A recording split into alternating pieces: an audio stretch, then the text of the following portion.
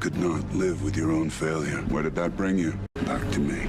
And all this money as entertainers inside these stores, they hire these black people, and these black people are more racist than white people when they get their job.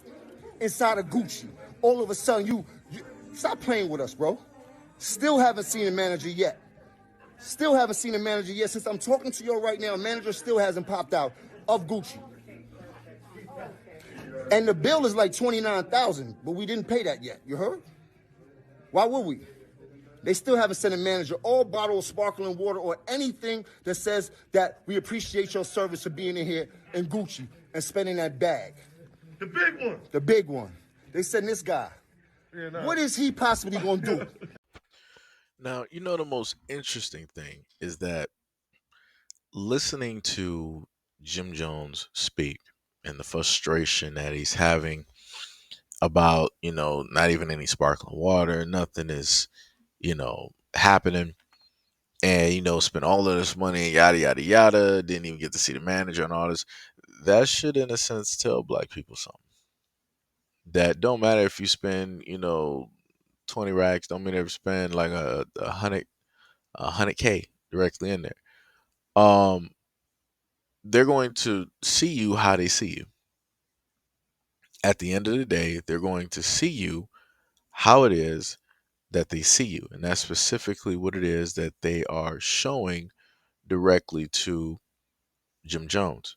And this is specifically what they have shown to black people over the course of this whole social media thing, since people seemingly have been paying attention. I've done umpteen stories on a variety of these stores and how it is that black people get treated. And it's pretty much the same, if not the police getting called or suspicion of stealing and, all this other type of stuff. At the end of the day, black people bring it directly on themselves. I keep stating that you can be as rich as you want. You can be an entertainer. You can do whatever it is that you want to sit up there and do. At the end of the day, they're going to let you know exactly who you are. Ain't that what happened to Oprah? Oprah is a billionaire. That's a black woman. She is a self-made billionaire. And she went over to another country and they let her know what it was. They let her know exactly what it was. And they've done this to a variety of black celebrities, right?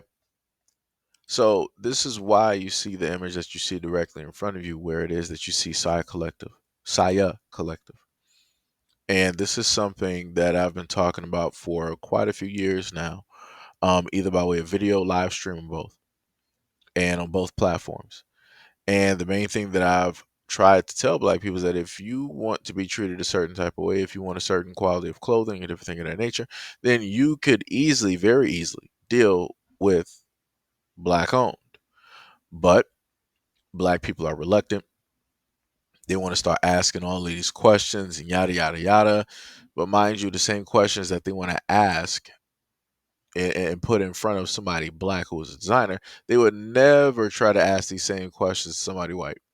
They're not going to ask the head of Gucci or Louis, any of these places, yo, so who's making this? Who's doing this? Like, what's the quality of the fabric? Nah, you just going to sit up there and buy the brand because it's the brand, because it's what everybody else is buying. But due to the fact that this is somebody black making this, now you got questions. Now you feel like it's a conspiracy. Now you got to dive deeper. Now you got to do your research.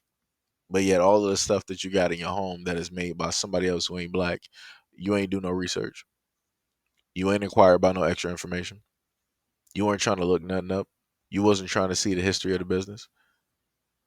Like I said, black people are hard-headed. At the end of the day, if black people really want better, then they got to do better, and they got to start supporting their own people. If not, y'all just gonna be online crying and complaining like y'all normally do when it comes to you feeling that you are getting mistreated or all of these other things. Again, if people really want to support black businesses, they would actually go out and search, do the research. They would actually go to the TikToks, go to the IGs, go to the YouTubes, go to the Twitters, any of these places in order to find these businesses, these black owned businesses.